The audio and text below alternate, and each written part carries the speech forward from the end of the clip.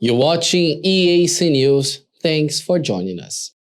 The United Nations has launched the biggest ever appeal for humanitarian aid for Afghanistan, worth $4.4 billion on Tuesday to prevent the country from sinking into a humanitarian crisis and avert catastrophe in 2022. The UN and its partners have launched plans to help the 28 million people in acute need in Afghanistan and the region. People in Afghanistan face one of the world's most rapidly growing humanitarian crises. Half of the population face acute hunger, over 9 million people are displaced, millions of children are out of school, the fundamental rights of women and girls are under attack. Farmers and herders are struggling amidst the worst drought in decades, and the economy is in freefall.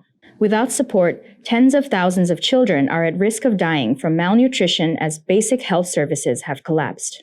Conflict has subsided, but violence, fear, and deprivation continue to drive Afghans to seek safety and asylum across borders, particularly in Iran and Pakistan.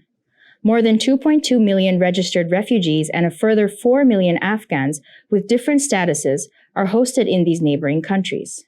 This has stretched the capacity of the communities hosting them, who also need support. Today we are launching an appeal for $4.4 billion for Afghanistan itself for 2022. This is the largest ever appeal for a single country for humanitarian assistance.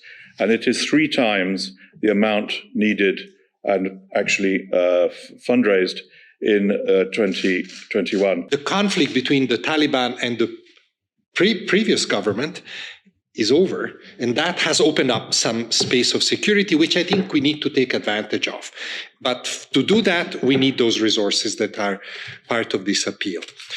Humanitarian agencies within Afghanistan can only operate if there's cash in the economy which can be used to pay officials, salaries, costs, fuel, and so forth. So liquidity in its first phase is a humanitarian issue. It's not just a bigger economic issue.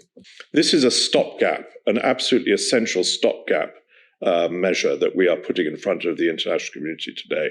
Without this being funded, there won't be a future. We need this to be done. Otherwise, there will be outflow, there will be suffering. According to the UN High Commissioner for Refugees, Filippo Grandi, the key is to stabilize the situation inside Afghanistan, including that of people who are displaced inside their own country, and to prevent a larger crisis of external displacement.